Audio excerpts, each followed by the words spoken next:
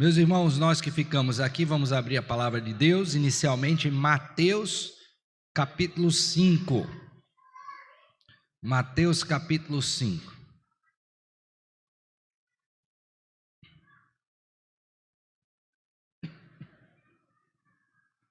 Falei de vocês agora, como vocês chegaram agora, só vou falar no final de novo, viu? Mateus 5. Nós vamos ler os versos 17 e 18.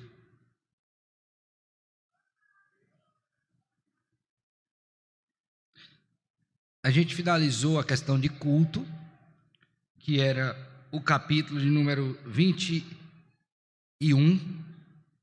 Nós vamos agora para o capítulo 22, que é dos juramentos legais e dos votos. Lembrando que o pastor Alexandre, há cerca de um ou dois domingos atrás, ele iniciou este capítulo. Eu acho que tratou, pelo que vi, tratou as sessões 1 e 2, tá bom? E aí eu vou retomar deste ponto, portanto, da sessão de número 3. Vou dar uma breve fala sobre a 1 e 2 e retomada a 3. Eu peço ao nosso irmão que está aí, Diácono Jeremias, se puder, para colocar já no grupo aí, para que você possa acompanhar pela confissão de fé este assunto, tá bom? Então nós vamos tratar hoje dos juramentos legais e dos votos, que é o capítulo 22. Vamos orar, irmãos, antes de realizarmos a leitura da palavra. Pai, eu quero te agradecer mais uma vez por termos este privilégio de abrir a tua palavra e estudarmos mais uma doutrina que compõe o nosso corpo doutrinário como Igreja Presbiteriana do Brasil, expresso através deste símbolo de fé. Peço que o Senhor nos dê sabedoria do alto, Senhor, para entendermos este assunto, os seus desdobramentos, de modo que a nossa vida seja pautada, ó Deus, pela verdade revelada pelo Senhor. Dá-nos graça, Senhor. Ajuda-nos. Assim oramos em Cristo, Senhor e Salvador nosso, com gratidão e perdão dos nossos pecados. Amém. Amém. Mateus 5, 17 e 18 assim: não penseis que vim revogar a lei, os profetas. Não vim para revogar, vim para cumprir. Porque em verdade vos digo, até que o céu e a terra passem, nenhum i ou tio jamais passará da lei, até que tudo se cumpra. Amém. Meus irmãos, uma das coisas que nós precisamos perceber, compreender, quando lemos a palavra do Senhor, é que o nosso Deus, o nosso Criador e o nosso Salvador, Ele é fiel em todas as coisas, inclusive no cumprimento da sua palavra. Esse texto é um dos que temos na Escritura que aludem a isso e que mostram com muita clareza como Deus leva a sério essa questão do cumprimento da palavra. Eu creio que o exemplo mais emblemático nesse sentido, é quando Deus entra em relação pactual com Adão, e aqui eu estou me referindo ao pacto das obras, e ali, quando ele está nesta relação, ele diz que no dia que Adão comesse daquela árvore, o fruto daquela árvore, a árvore do conhecimento do bem e do mal, certamente ele o quê? Morreria. Imediatamente após esse relato, portanto no capítulo 3 de Gênesis, você vê Adão sendo tentado juntamente com Eva, e ambos caem em pecado comendo daquele fruto que Deus havia dito para não comer.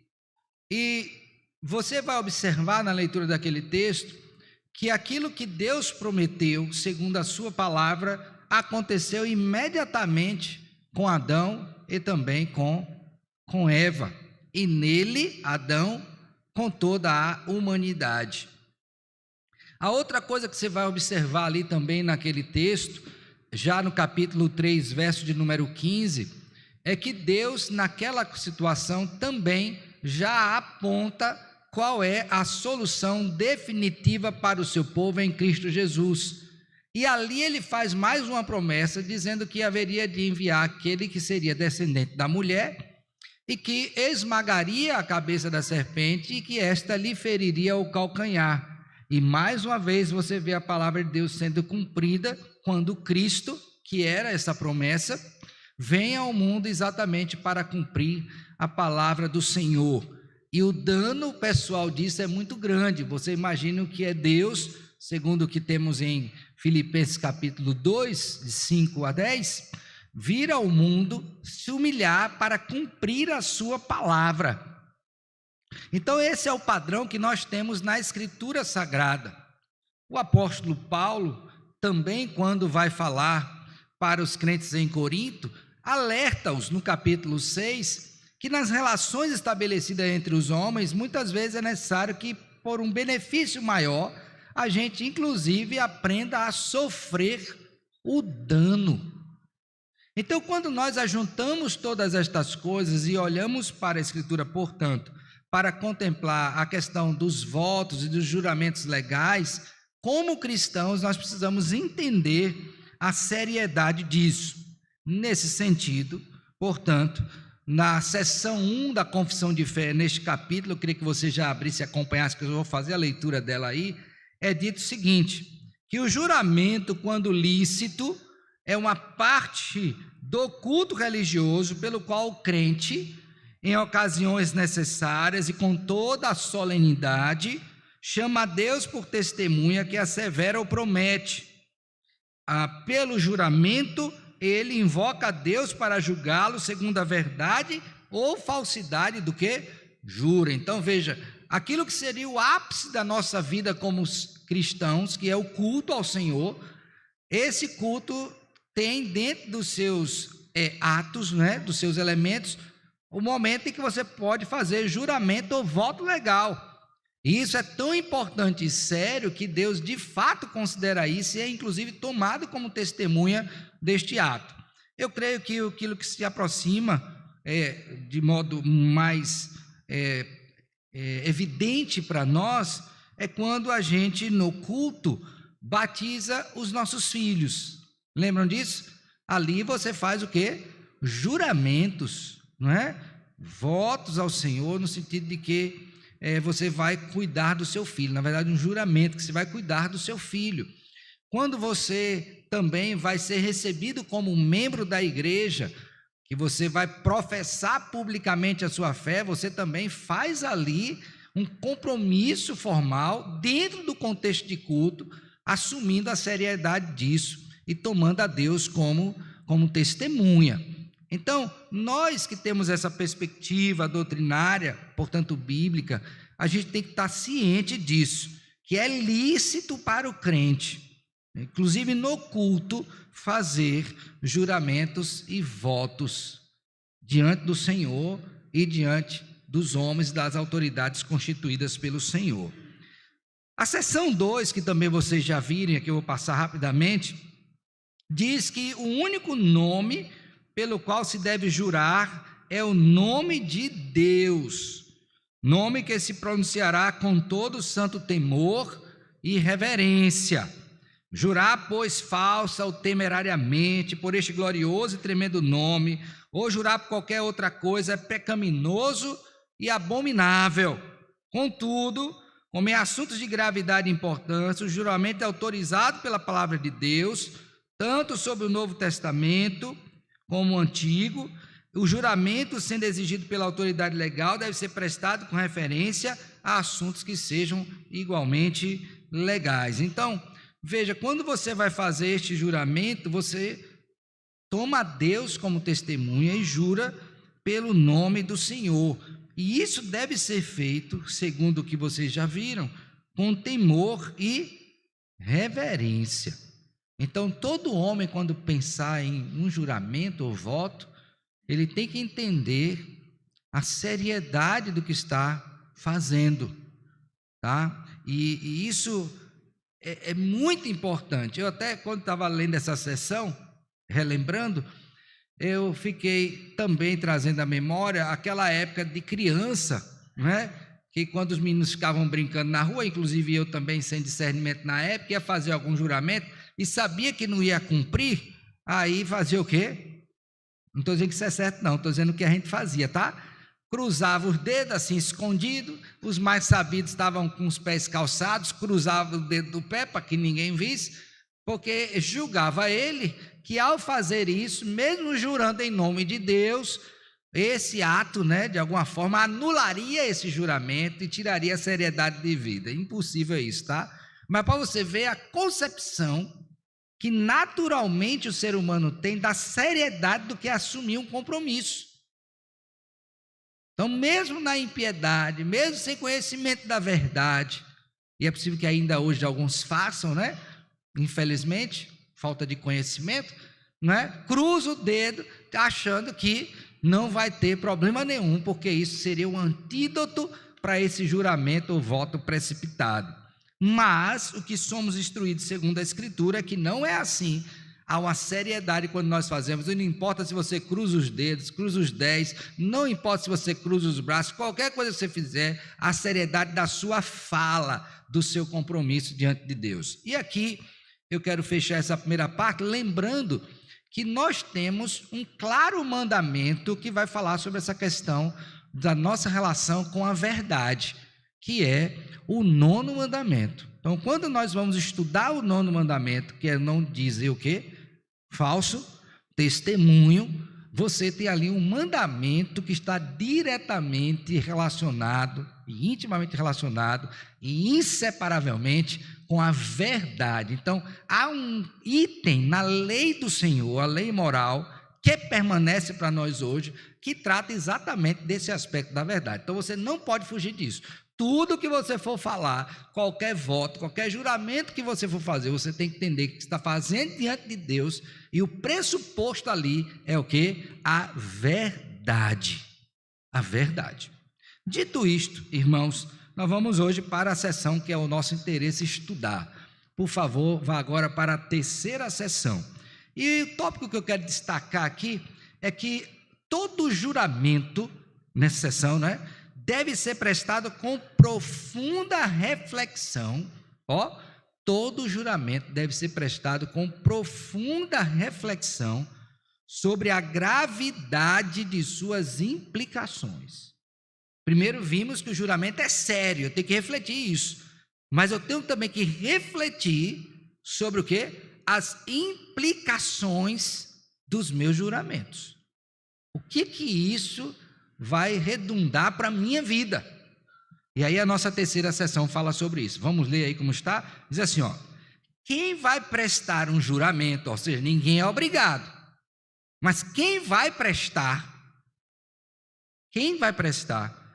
deve considerar refletidamente a gravidade de ato tão solene e nada afirmar de cuja verdade não esteja plenamente o quê?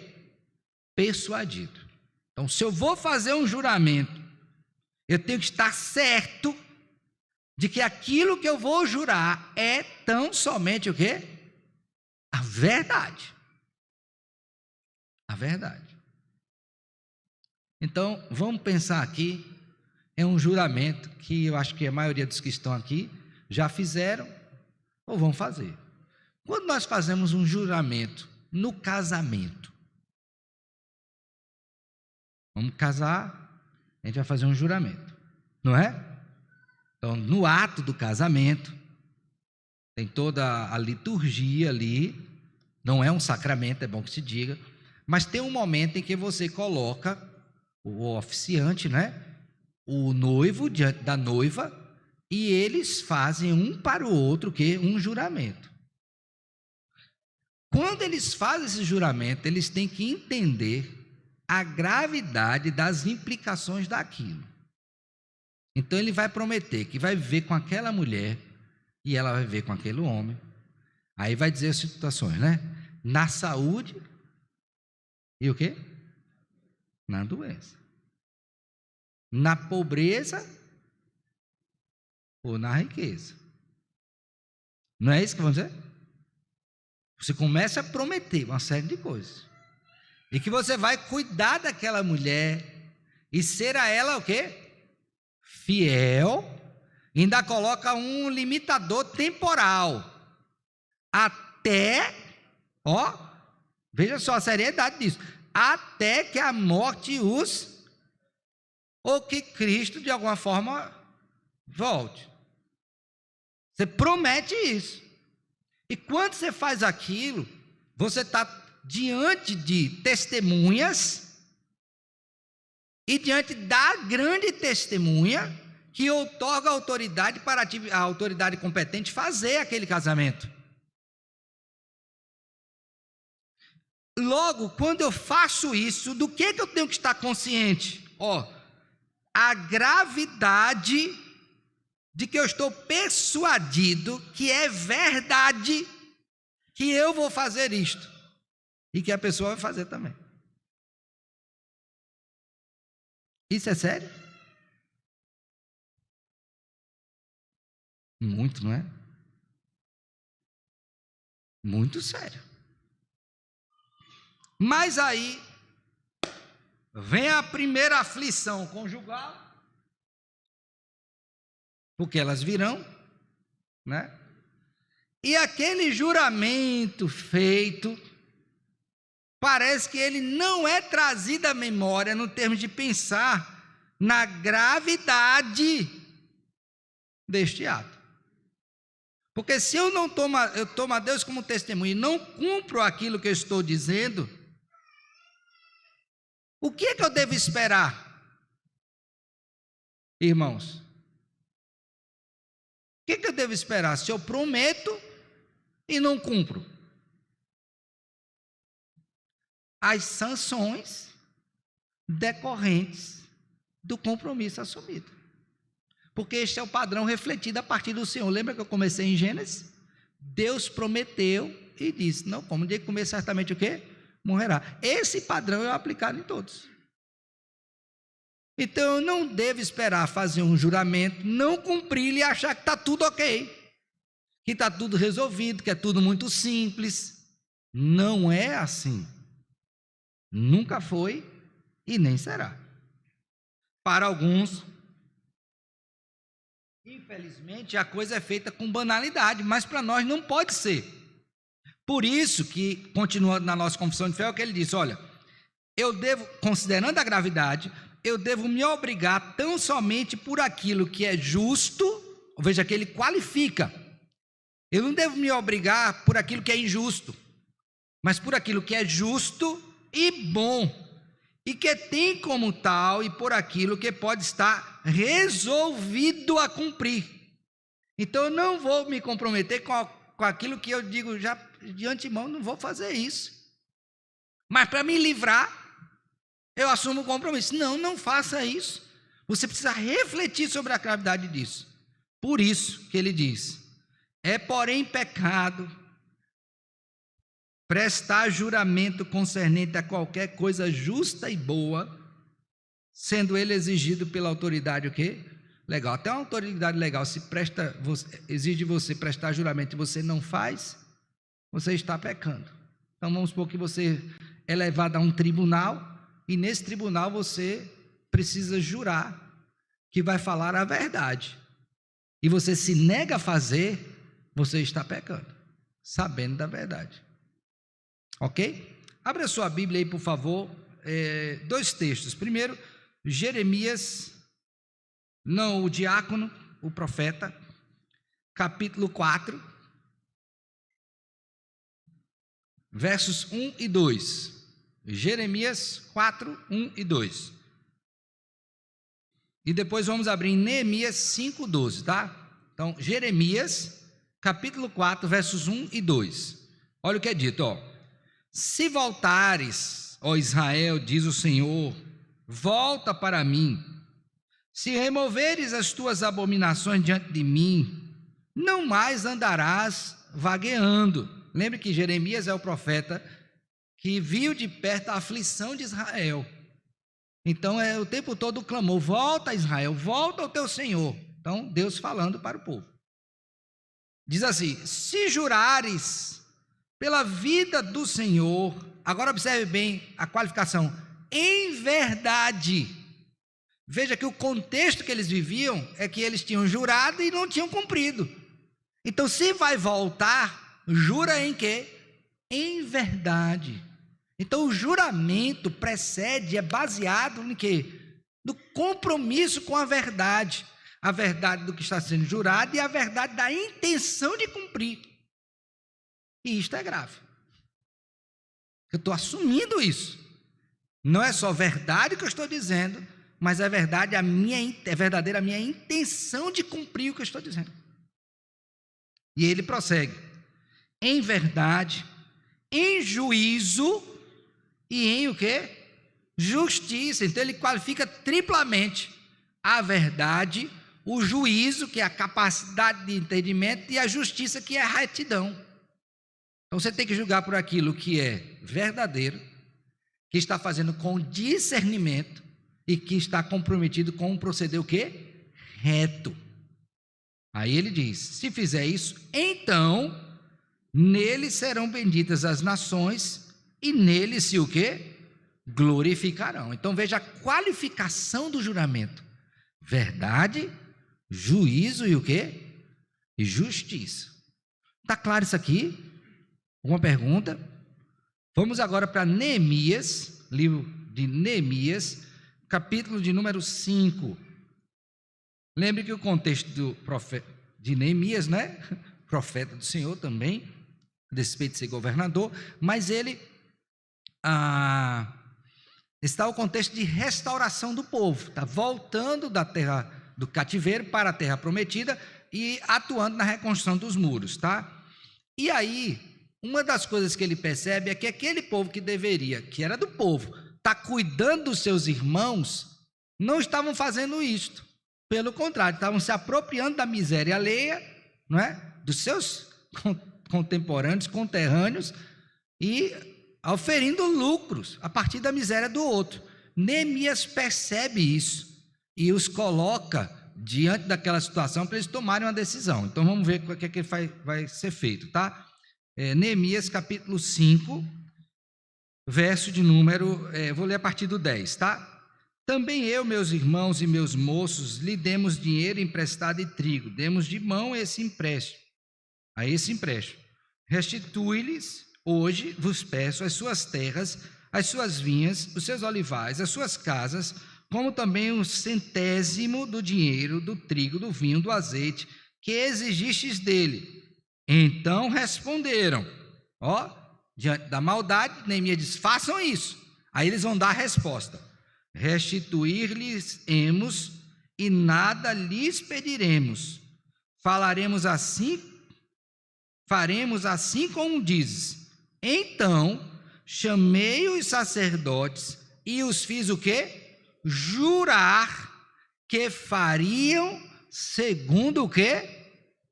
Prometeram. Então veja que a coisa não é brincadeira. Você vai fazer do jeito que você o quê? Prometeu. Então, isso nos leva a quê? Que eu tenho que entender, antes de fazer qualquer juramento ou voto, a gravidade das implicações. É verdade, ok, mas você está ciente do que você está prometendo? Está ciente. Eu também, refletindo sobre isso, fiquei imaginando uma outra coisa muito importante. Ao meu ver, eu vou compartilhar com vocês. Quando alguém se forma, faz uma graduação, completa uma graduação, não é? Particularmente aqui, no nosso seminário, quem já participou de uma formatura sabe que tem um momento da formatura em que um representante da turma vai à frente, ergue a mão esquerda, ok? Na altura assim do ombro, e ele vai dizer um juramento sobre aquilo que ele está acabando de formar e o comprometimento dele com aquela tarefa que a igreja lhe incumbe, por causa daquele título. Esse negócio é tão sério que a nossa igreja ela normatizou Porque antigamente um seminário dizia de um jeito, outro seminário dizia do outro. A JET, nossa Junta de Educação Teológica, disse não, agora o juramento vai ser único. Todos vão se comprometer com a mesma coisa. E aí entra a questão do testemunho, da fidelidade à Escritura, da fidelidade confessional, do compromisso de pastoreio para aqueles que vão. Então, engloba tudo isso. Então, quando a pessoa forma, ela vai fazer isso. Isso é aqui na teologia, o curso livre de teologia.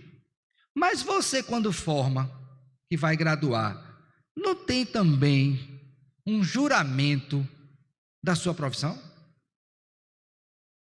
Não tem? Tem. Você se compromete. E ali tem uma autoridade constituída, acadêmica. Inclusive, você recebe um diploma com autorização do MEC, lá, referente do MEC. Você se compromete àquilo. Então, antes de você fazer esse juramento, você tem que fazer o quê? Ler o que você está dizendo lá, o que você vai dizer. Para saber se aquele juramento não compromete você como crente a sua fé. Vocês já pararam para pensar nisso ou não? Pois pense. Porque lembre que antes importa agradar a Deus do que a quem? Então você tem que pensar nisso, meu filho. Mas à medida que a sociedade banaliza isso, então eu já não olho tanto. Já não observo os detalhes. Porque é mais um item. Mas é uma coisa séria. E todos nós deveríamos observar isto. Sem exceção. Alguma pergunta? Então, na terceira sessão, entendemos que todo juramento deve ser prestado com reflexão sobre a gravidade das suas o quê? Implicações. Na quarta sessão, por favor, vamos passar adiante. Agora tem um outro item. É que todo juramento deve ser prestado com completo entendimento das partes envolvidas. Ok? Então, as partes envolvidas naquele juramento devem estar cientes do que compete a cada uma. Tá? Então, o que é que diz a nossa confissão de fé? O juramento deve ser prestado conforme sentido claro e óbvio das palavras. Aqui, mais uma vez, eu fui levado a refletir. Você vai assinar um contrato no banco, ou vai comprar um carro, alguma coisa. Você já ouviu aquela expressão, leia o que está nas entrelinhas, ou leia o que está nas notas de leia. Quando você ouve essa expressão, geralmente o que é que está embutido nisso? Que há por trás daquelas letras maiores algumas cláusulas que, se você não estiver atento, você vai assinar e se comprometer a ela, mas não há o quê? Olha, clareza e obviedade. Aí o camarada assina, estou tomando esse exemplo, que vai pagar não sei quantos, de não sei quantas prestações, e caso não pague, vem uma série de sanções que ele nunca viu no contrato, que ele nunca leu. E se detivesse a ler, talvez não encontrasse, que é tão pequenininho. E aí ele vê aquele monte de folha, já fica logo achando complicado, porque não vai ler isso tudo, tem preguiça de ler, mas se compromete e assina, aposta ali a assinatura dele. Nós precisamos entender que todo juramento deve ser prestado conforme sentido claro e óbvio das palavras. E mais uma vez eu vou tomar como referência aqui. Quando Deus entrou em uma relação pactual com Adão, tinha alguma palavra de duplo sentido? Obscura? Se Adão, ó, aqui está a árvore. No dia em que você comer dela, ó, ainda botou assim, ó, certamente você vai morrer. Tinha dificuldade de entender? Não. E aí, mais uma vez, eu vou dar um exemplo. Quando você vai se tornar membro da Igreja Presbiteriana do Brasil, particularmente aqui na nossa igreja, você senta lá diante do conselho e o conselho lê para você direitos e deveres dos membros. Ó, você vai se tornar membro, não vai? Aqui estão seus direitos, aqui estão seus deveres. Você passou pela classe de catecúmenos. Você entendeu tudo que foi dito? Você tem alguma dúvida do que foi explicado? Teve alguma doutrina que você viu e você não aceita, não compreende desse jeito? A pessoa disse: não, entendi tudo. Aceito tudo. Estou tudo certo. Tudo certo. Aí passa lá, foi aprovado, né? A gente está crendo no que ela o quê? Disse. O conselho não tem como entrar no seu coração. Não sabe se você está dizendo isso com prevenção. A gente está julgando que é verdade. Aí a pessoa vem para cá, tudo claro. E diante de Deus e da igreja, faz um juramento. E assume votos, compromissos.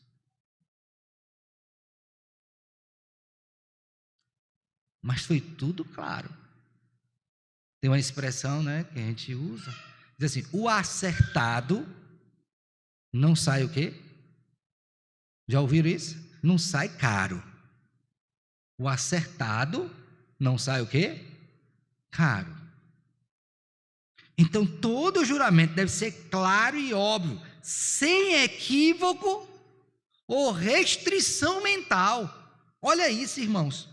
Está chamando a consciência. Você não pode fazer um juramento com equívocos, não entendi, ou restrição. Eu aceito, mas não tudo. Não faça desse jeito. E aí eu queria que você abrisse sua Bíblia, por favor, Salmo número 24 e Salmo 15. Vamos ver esses dois salmos. Salmo 24 e Salmo 15. Vamos ler nessa ordem. Primeiro o 24, depois o 15. Salmo 24, verso número 4. É uma pergunta que se assemelha à mesma que está no Salmo 15, mas veja quão importante é, duas vezes o mesmo tema, tá? Eu vou ler a partir do 3, tá? O 3 e o 4 do Salmo 24. Quem subirá ao monte do Senhor? Quem há de permanecer no seu santo lugar? Aí ele vai dar a qualificação. O que é limpo de mãos e puro de coração. Então, limpo de mão e puro de coração. Limpeza exterior e interior. Ok? E aí a segunda parte. Quem não entrega a sua alma à falsidade. Agora o final. Nem jura. O que é jurar dolosamente? É jurar com prevenção. Estou prometendo, mas não é bem assim não. Então, voltando ao exemplo do casamento, a mulher vai casar, o homem diz que vai proteger, aí ele diz: vou lhe proteger, minha filha, até que Jesus volte. Não vai nada, mentiroso. É melhor dizer: Senhor, eu quero assumir esse compromisso. Eu preciso fazer isso debaixo da graça do Senhor. Que Deus me ajude para honrar esse compromisso. Mas tem gente que já faz sabendo que não vai fazer. Está pensando qual o golpe que ele vai dar depois da cerimônia. A mulher do mesmo jeito. Vai ser submissa. Se eu submissa, meu Deus sabe que eu vou ser submissa a você. Já fica ali falando. Mentira, não faça isso. Deus é testemunha. Então já jura com dano. Capítulo 15, veja comigo também, verso 4, 3 e 4, tá? A pergunta é a mesma, só que começa do 2, né? 2, 3, aí vamos para o 4.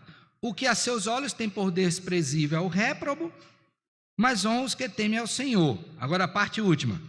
O que jura com dano próprio e o que? Não se retrata. Tem uma expressãozinha que a gente usava muito na época do exército, assim: rapaz, vai até o talo, até que o sangue dê nas canelas. Assumiu, vai. Agora não volta mais não. O sangue dá nas canelas, mas não volta. E não voltava. Ou morria lá. Mas nos dias de hoje, irmãos, a gente está tendo muita dificuldade desse sentido, de você honrar os compromissos. E uma prova evidente disto é o compromisso com a igreja, enquanto denominação, e no casamento. Eu não vou nem entrar na seara dos outros compromissos assumidos.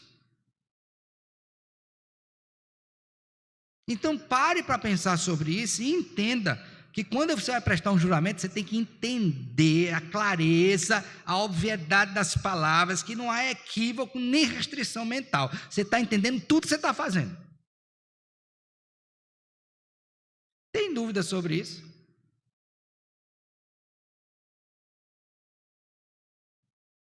Amém. De sorte que você não pode se obrigar a pecar. Ó, você não pode se obrigar o quê? A pecar. Mas sendo prestado com referência a qualquer coisa não pecaminosa, você se obriga ao cumprimento. Mesmo, olha só essa expressão, com prejuízo de quem jura. Jura com dano próprio e não se retrata. Meus irmãos, isso aqui é tão importante. No mundo em que as pessoas não querem sofrer o dano, você acha que ela vai jurar com dano próprio e não se retrata?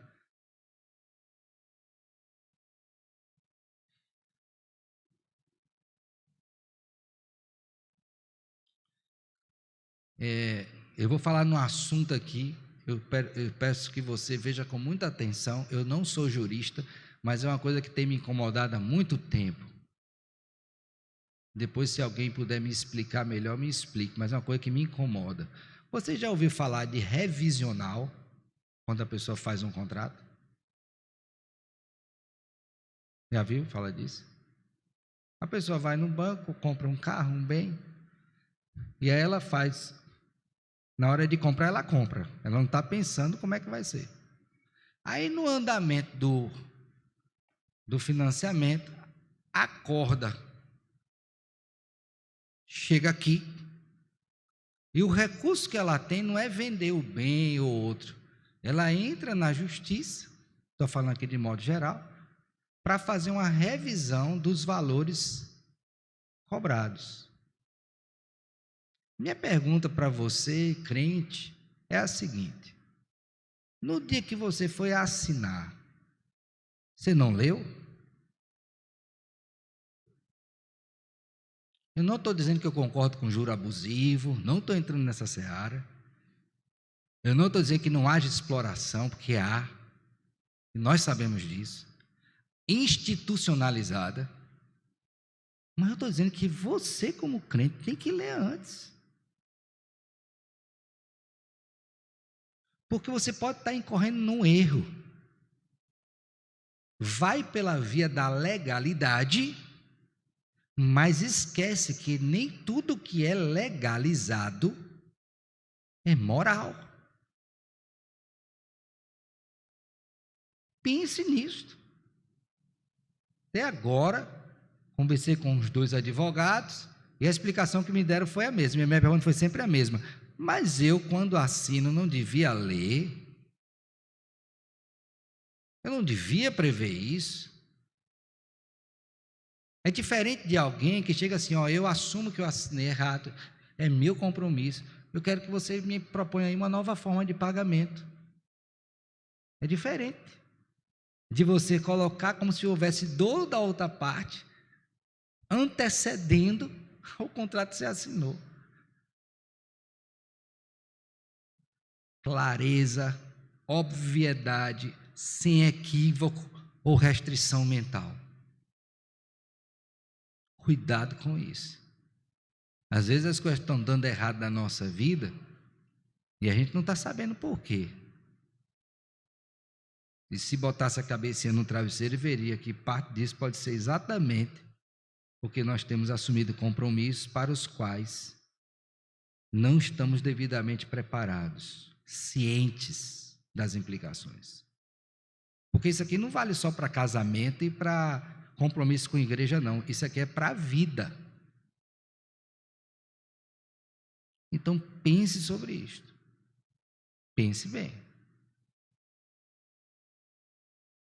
E ele finaliza dizendo: não deve ser violado o compromisso, ainda que, olha que coisa séria, ó, ainda que você faça a hereges ou infiéis, você não pode violar. Então, digamos que a pessoa assim: vou violar porque você é um ímpio, eu não faço compromisso comigo. Mas você fez antes, não considerou a impiedade dele e agora quer considerar como argumento para descumprir? Que conversa é essa, meu irmão? Antes podia, quando me era favorável. Agora que a coisa não ficou boa, não, é um herege. Vejo isso em casamento. A pessoa casa em julgo desigual. Tá, casou, desobedeceu. Aí na hora de separar, não tem um motivo que a pessoa não traiu, motivo bíblico. Mas por que você está? Não é porque ela não é crente. Eu disse: você não leu 1 Coríntios 7, né? Porque lá é o inverso. Se o descrente quiser apartar, não é o crente, não. Então você assumiu. Então pare para ver o que é que você está fazendo com a sua palavra. Pare para ver os compromissos que você está assumindo. Se tem clareza, se tem entendimento de tudo. Para depois você não entrar na situação embaraçosa, para a qual a provisão muitas vezes tem sido pecaminosa e não santa. Está claro? Vocês estão ouvindo tudo muito caladinho. O que está acontecendo? Alguma pergunta? Irmã Érica, diga, minha filha. Estão entendendo o que eu estou dizendo? Eu estou tentando estratificar bem, trazer exemplos muito práticos para você não ficar com dúvida, tá? Eu não quero, irmãos, a começar em mim, que nós sejamos conhecidos como um povo enrolado.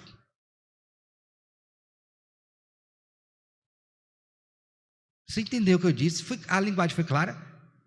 Povo enrolado. O povo difícil. Para mim é uma vergonha. Já te passo, filha.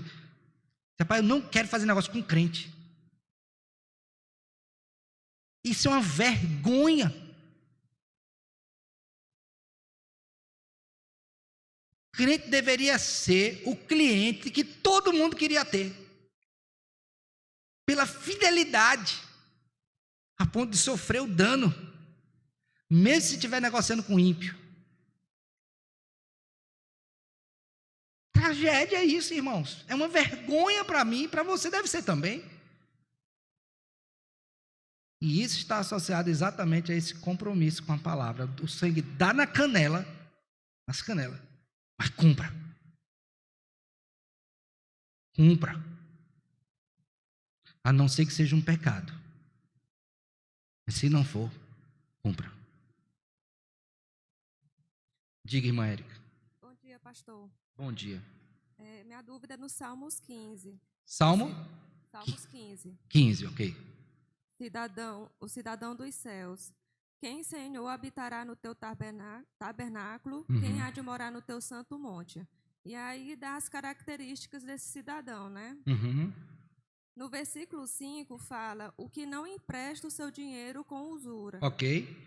Nesse caso, é vedado ao crente emprestar os juros? Eu fiquei nessa dúvida. Não é verdade emprestar, mas eu não posso fazê-lo com usura. Se você observar no Antigo Testamento, que é o contexto, havia inclusive o ano da remissão, onde eu não podia nem me aproveitar como crente da dificuldade do meu irmão. Mas aqui, qual seria o significado de usura? Porque um lucro desonesto. O sinônimo é juros, né? Sobre o empréstimo. A colocação de juro não é em si um pecado. A questão é quando esse juro ele é o quê? Abusivo. Quando há uma prática usurária. E isso acontecia. E a pessoa se aproveitava muitas vezes, lembra agora que eu li o texto de Neemias? Da adversidade do outro para cobrar uma taxa maior. Ele precisando, você acha que ele vai pensar na taxa? Ele quer resolver o problema imediato. Eu me aproveito disso e começo a extorquir a pessoa. Essa prática é condenável. Agora a Bíblia me dá um versículo E agora eu estou tentando lembrar aqui qual seja a referência. Eu vou citar, mas depois, se alguém souber a referência, diz. Diz que o ímpio toma emprestado e não paga, o justo se compadece e dá. Então, se eu estou com condições, vejo meu irmão com necessidade e eu posso dar, eu dou por compaixão. Então veja que a Bíblia regula o meu procedimento de modo que seja um procedimento justo, que é exatamente o que temos em Atos 2 e 4, quando as pessoas vendiam seus bens, depositavam aos pés dos apóstolos e era distribuído à medida que alguém tinha o quê? Necessidade. Então não há condenação disto, tá? Desde que seja com usura. Recomendo quem quiser ler um livro chamado O Pensamento Econômico e Social de Calvino. Tem um capítulo lá que fala só sobre esse aspecto de juros, de investimento, de poupança. Foi um livro que me ajudou muito a modelar o pensamento e entender biblicamente esse assunto. Se eu não me engano, o autor é André Bieler. Acho que é francês, né? Bieler. Ok? Salmo 27 e 21 foi o que eu citei agora. 37? Obrigado. 21. Pastor, vai falar alguma coisa? Não? Entenderam, irmãos? Ferdinand.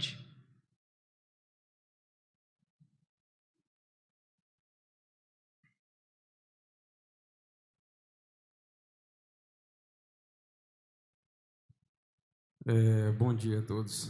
Bom dia, filho. Eu queria fazer uma pergunta associada a esse versículo também, que seria perguntar ao pastor se aquela frase que se usa no mundo comercial de lei do mercado, ela é um pecado. Porque na lei do mercado, né, existe aquela história de que, diminuiu o produto, você... Oferta e procura, né? Oferta e procura, você estoura aí o valor dela. Eu creio que seja pecado. Inclusive, nós no Brasil vivemos uma época... Qual a idade que o irmão tem? Desculpa perguntar. Está perto dos 50? Mas você pegou aquela época que você ia na prateleira, nossos pais iam na prateleira, chegava lá, não tinha um produto, que o povo escondia o produto para no dia seguinte botar, e aí o produto estava mais caro. Esse livro, inclusive, que acabei de citar, fala sobre isso. Quando você faz essa restrição não só financeira, mas também de produtos, para capitalizar em cima disso, é igualmente pecaminoso. Então, logicamente que existe uma regulação natural do comércio, mas quando eu me aproprio disso e passo a fazer intervenção para oferecer um lucro desonesto, porque ter lucro não é pecado, um lucro desonesto, exorbitante, aí eu estou errando. Então não deveria fazer isso também. Então, se você é um comerciante, você tem que ter cuidado de fazer o seu melhor produto e vendê-lo no preço justo, onde você tenha o pagamento das suas despesas e o lucro que lhe dá condições de você viver. Exatamente, não me aproveitar retendo o produto para encarecê-lo. Não, isso aí não. Isso não é uma jogada de santos. Ok? Érica, novamente. Ficou claro? Eu não sei se lhe ajudou, meu irmão Ferdinand. Ok?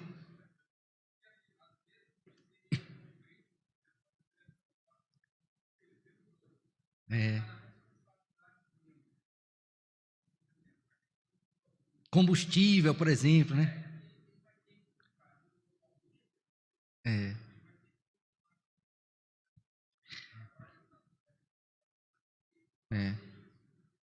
Exato.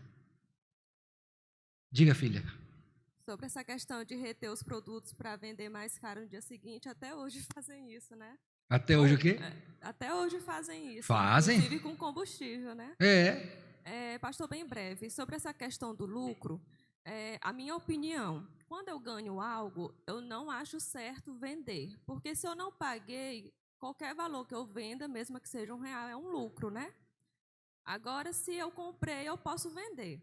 Qual a sua opinião sobre isso? Porque eu vejo muito crente ganhando roupinha de bebê, aí vende no bazar. Qual a sua opinião sobre esse assunto?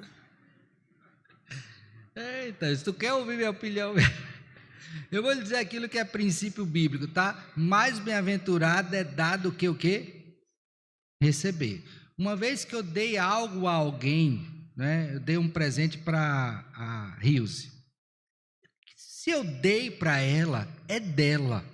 O que ela vai fazer com isso? Se ela vai vender, se ela vai dar, o uso que ela vai fazer, eu espero que seja um bom uso, para atender uma necessidade dela, necessariamente não é pecado se ela quiser ir vender.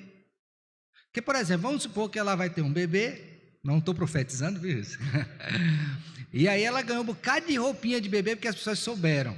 Só que o bebê dela cresceu rápido. O que ela vai fazer com essa roupinha? Ela pode dar a alguém, o que seria generoso, mas ela pode estar com a necessidade de comprar o leite para o bebê e ela tem a roupinha. Então ela pode fazer um bom uso disso, que seria o quê?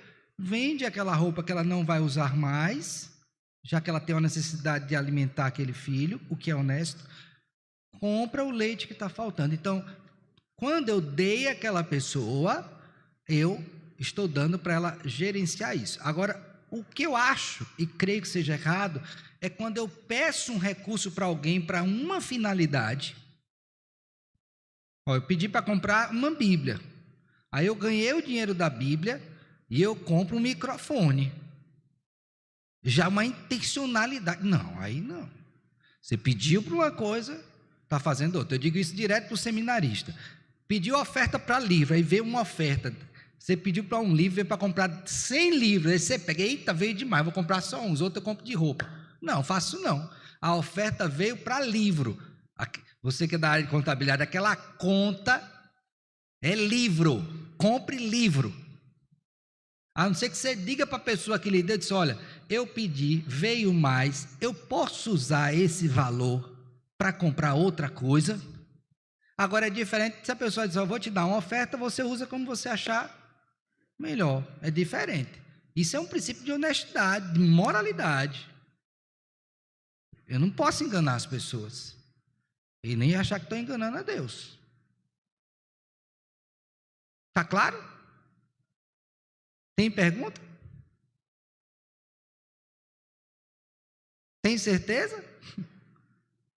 Tem gente que faz isso tranquilo, com os pés nas costas, achando que está fazendo a coisa mais certa do mundo. Eu não creio, à luz da Escritura, que isso seja correto. Porque se eu pedir para uma coisa, é para uma coisa. Tá? Quero dormir em paz, irmãos. Irmã Raimunda, você está bem que você tomou banho de praia, está refeito, não está podendo andar um bocadinho mais, benção.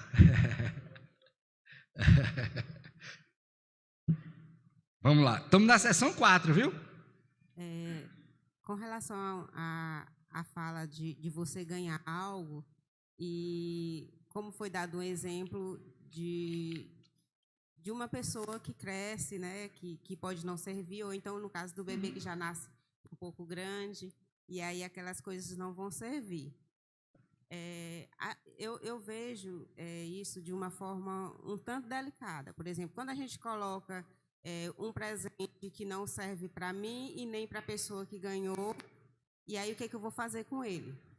Mas meu pai me deu uma casa, meu pai me deu um carro, e em algum momento, porque eu ganhei, eu vou dar isso também.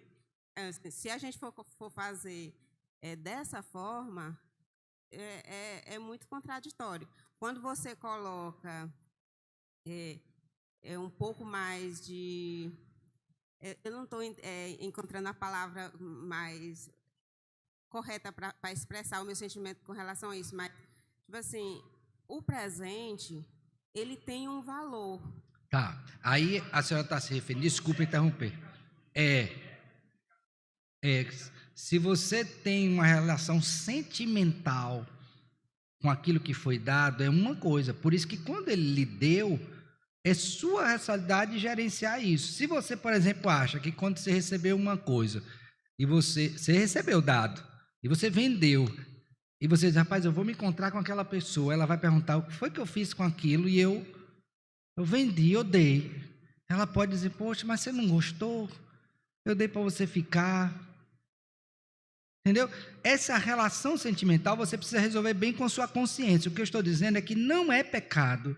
Se eu recebi algo, é meu, a pessoa me deu, para eu usar como quisesse. E eu vier a desfazer disso, eu não posso ficar com a consciência presa à pessoa que me deu. Entendeu? É justamente isso, porque se eu ganhei, se a pessoa me deu, é meu, acabou ali. Pronto, agora veja, se eu dissesse assim, ó, você vai me dar, eu estou lhe prometendo que eu não vou desfazer disso, até você morrer.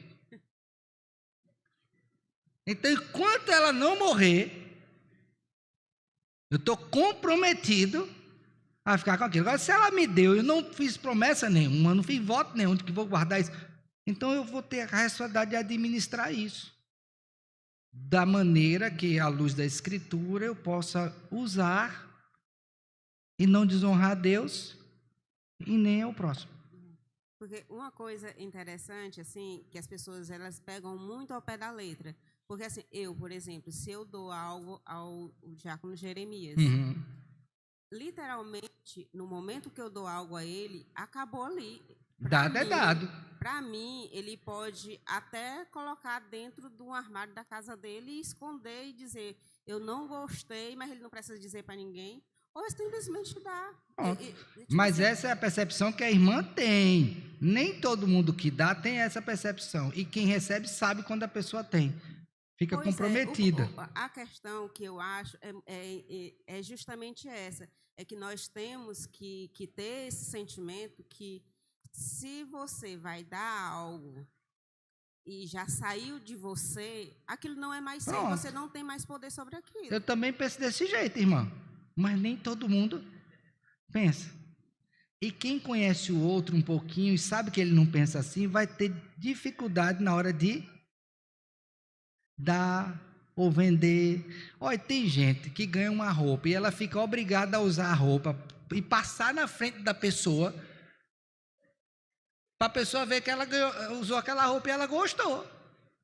Sendo que ela não gostou, mas porque ela quer dar uma satisfação. Veja, a cabeça do povo, irmão, é a cabeça do ser humano. É difícil, nossa cabeça é difícil. Por isso que eu digo a vocês, rejam-se por princípios bíblicos, para que vocês não fiquem reféns da mente de outrem. Entendam isso. O Evangelho traz liberdade. Não nos aprisiona.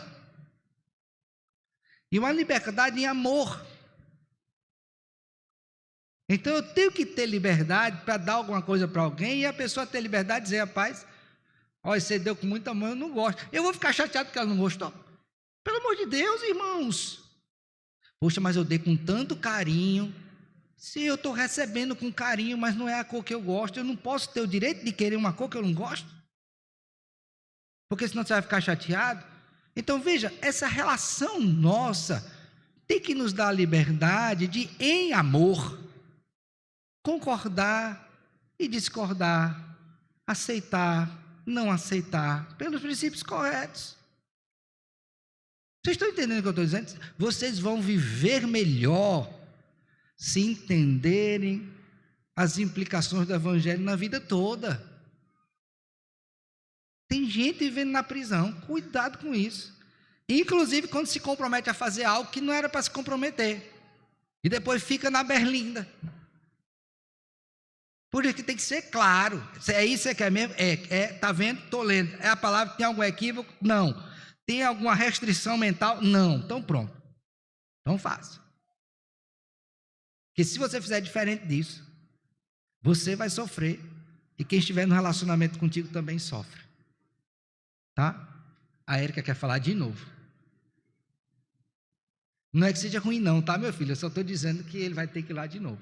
E depois o nosso irmão, ou se eu soubesse, se eu tivesse olhado, já tinha olhado aqui, já passava logo, né? Era caminho, né? Mas aí ele vai voltar porque ele é um bom homem. Então, vou ser breve e encerrar o assunto. Não, fique tranquila. É só pra...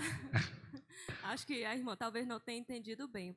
Eu não me referi a ganhar e me prender aquilo pelo que a pessoa que me deu vai achar se eu vou usar ou se eu vou vender ou não. A minha pergunta foi sobre vender o que eu ganhei, porque no meu pensamento eu estou lucrando. Não é sobre por que a pessoa vai achar. É sobre minha consciência mesmo de vender algo que eu não comprei, que para mim eu vou estar lucrando, então não posso vender. Mas o senhor deu a explicação e foi perfeito, e eu já estou até com consciência tranquila. Amém. Vai vender o quê? Eu não faço isso, mas agora eu estou preço livre. bom. Agora eu estou livre para vender. Amém. Olha, a minha parte eu quero em dinheiro, viu? Bom, irmão, me perdoe. Perde o amigo, mas não perde. Perde a ovelha e não perde a piada, né? Brincadeira, viu, Érica? Por favor. Assis, meu filho.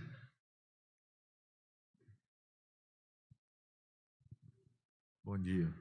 Oi, bom dia, filho. Essa questão da honestidade, você começou no início falando, que as pessoas hoje em dia estão cada dia mais desonestas.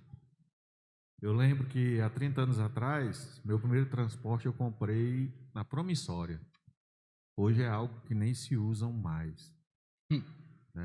Os comércios pequenos, as quitandas, tinham cadernos onde as pessoas pegavam, ou no final de semana, ou no final do mês, pagavam, né? E hoje também não tem. Ocorreu um caso lá na empresa, que a pessoa foi pegar os convites, assinou, aí entrou no carro, passou assim 5 minutos, voltou, né? Só está faltando 2.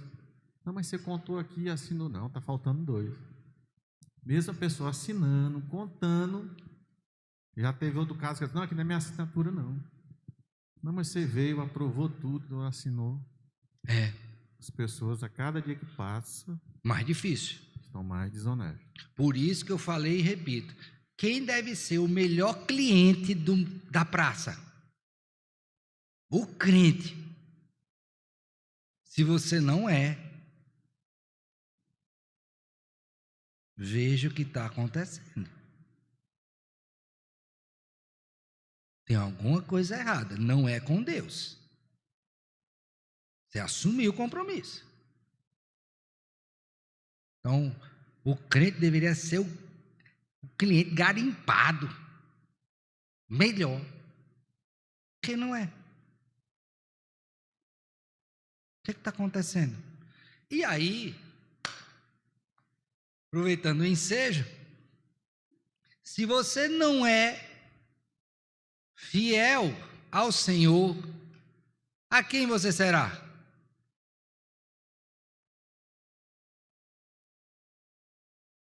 A quem? Precisa explicar mais ou entendeu? Não, né? Então pronto. Pense nisso. Diga, meu santo. Pastor, eu já ouvi muitas pessoas dizendo que não vão pagar IPTU, outras coisas aí, porque lá na frente o governo anistia. Eita, irmão. O crente se utilizando disso, ele está pecando. Meu filho, olha, restrição mental. Ele está falando isso já sabendo que lá na frente tem anistia. Mas se chegar um governo que disser o contrário, disser assim, você que pensou na anistia e não pagou, você vai pagar dobrado, você ficaria sem pagar? Não. Então você está querendo, mas o governo não nos dá, a gente paga, não há. Meu filho, nunca foi bom. Não é à toa que tem dê a César.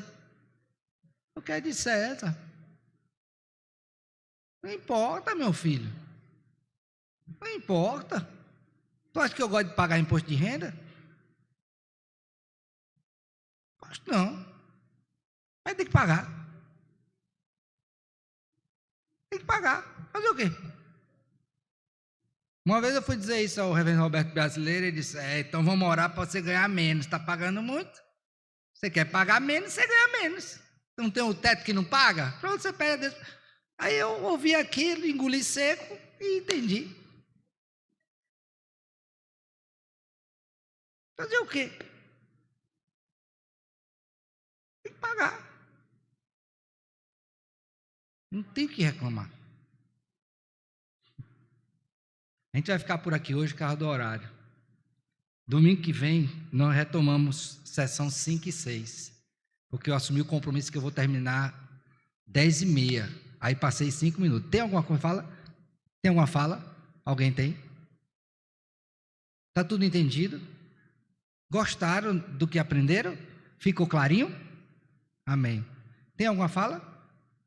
Tranquilo, né?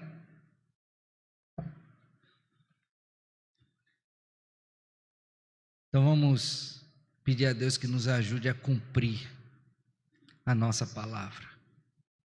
Essa é a grande questão. Tá bom? Que Deus os abençoe, irmãos.